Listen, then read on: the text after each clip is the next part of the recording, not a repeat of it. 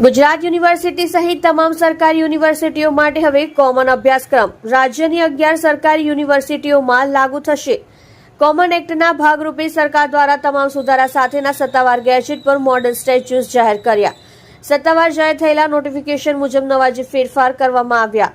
તમામ સરકારી યુનિવર્સિટીઓ માટે હવે વિવિધ વિષયો માટે કોમન અભ્યાસક્રમ નક્કી કરવામાં આવશે અને તેનો યુનિવર્સિટીઓએ ફરજિયાતપણે અમલ કરવાનો રહેશે। આ સિવાય ડીનની મુદત જે 5 વર્ષની કરવામાં આવી હતી એ ઘટાડીને 3 વર્ષની કરવામાં આવી છે। આ સિવાય યુનિવર્સિટીઓએ ખાનગી કોર્સ માટે ફરજિયાત ફી રેગ્યુલર કમિટી નિમવી પડશે। સ્ટેચ્યુઝના આધારે યુનિવર્સિટીઓએ અમલવારી માટે હવે ઓર્ડિનન્સ ઘટાડવાના રહેશે। ગુજરાત યુનિવર્સિટી સહિત રાજ્યની કુલ 11 યુનિવર્સિટીઓમાં ગત 9 ઓક્ટોબર 2023થી ગુજરાત પબ્લિક યુનિવર્સિટીઝ એક્ટ 2023 લાગુ થયો છે। એક્ટના ભાગરૂપે સરકાર દ્વારા મોડલ સ્ટેચ્યુસ જાહેર કરવામાં આવ્યા હતા। એ પછી તમામ યુનિવર્સિટીઓને પોતાની રીતે કોઈ વાંધા અથવા સુધારા જણાય તો કમિટી બનાવી રજૂ કરવાની સૂચના અપાઈ હતી। આ દરમિયાન તમામ યુનિવર્સિટીઓએ કમિટી બનાવી જુદા જુદા સૂચનો રજૂ કર્યા હતા।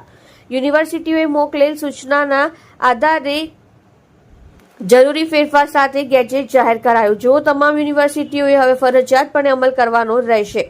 આ ગેજેટના આધારે યુનિવર્સિટીઓએ હવે અમલવારી માટેના ઓર્ડિનન્સ ઘટાડવાના રહેશે। મુખ્યત્વે જે ફેરફાર કરાયો એમાં કોમન અભ્યાસક્રમનો છે, કારણ કે એનઈપી અંતર્ગત વિદ્યાર્થીઓએ ટ્રાન્સફરની જોગવાઈ કરાયેલી છે, જેથી તમામ યુનિવર્સિટીઓમાં કોમન અભ્યાસક્રમ જરૂરી હોવાથી એ સરકાર દ્વારા જ નક્કી કરવામાં આવશે। આ સિવાય ગુજરાત યુનિવર્સિટી સહિત મોટા ભાગના યુનિવર્સિટીઓ કેમ્પસમાં ખાનગી કોર્સ ચલાવે છે।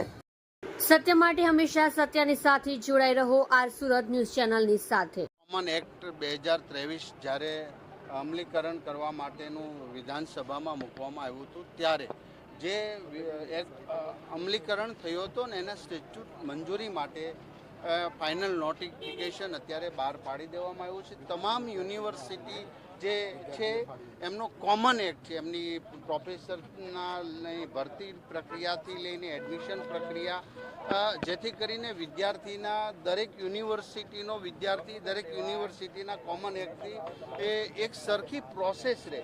આ હેતુથી કોમન એક્ટ એ યુનિવર્સિટી માટે પણ ખૂબ જરૂરી હતો કે જેથી કરીને સ્વતંત્ર નિર્ણય લઈ વિદ્યાર્થીના હિત માટે। અને એમાં તો એવું પણ છે કે જે 11 યુનિવર્સિટી છે એ યુનિવર્સિટી પોતે એફઆરસી કમિટી પણ નિયુક્ત કરી પ્રાઇવેટ કોલેજના ફી નિયમન કરવા સુધીના એક્ટની અંદર જોગવાઈ છે અને સ્ટેચ્યુટ જે મંજૂર કર્યા છે એનું ફાઇનલ નોટિફિકેશન આદરણીય ઋષિકેશભાઈ પટેલ સાહેબના માર્ગદર્શન નીચે એ સંપૂર્ણ પ્રક્રિયા પૂર્ણ કરવામાં આવી છે। બધી જ બાબતો એના જે નિયમો છે એ તમામ યુનિવર્સિટીને ઓલ ફોર ઓપન જે વેબસાઇટ પર પણ મૂકી દીધા હશે અથવા તો મૂકી દેશે।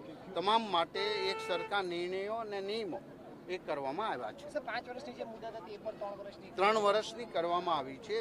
જે પણ નિયમોની અંદર જે નવી શિક્ષા પદ્ધતિની જે ગાઈડલાઈન છે એ પ્રમાણે કરવામાં આવ્યા છે। સર, એક બીજો પ્રશ્ન સર, જે વિદ્યાર્થીઓને આપવાની સાયકલો હોય છે, બોટાદ, રાજકોટ, ગાંધીનગરમાં ધૂળ ખાઈ રહી છે, શું એ શિક્ષણ વિભાગ સાથેના વિભાગ અમારે ત્યાં નથી આવતું, પણ જે અવારનવાર મીડિયાની અંદર મેં વાત જાણી છે।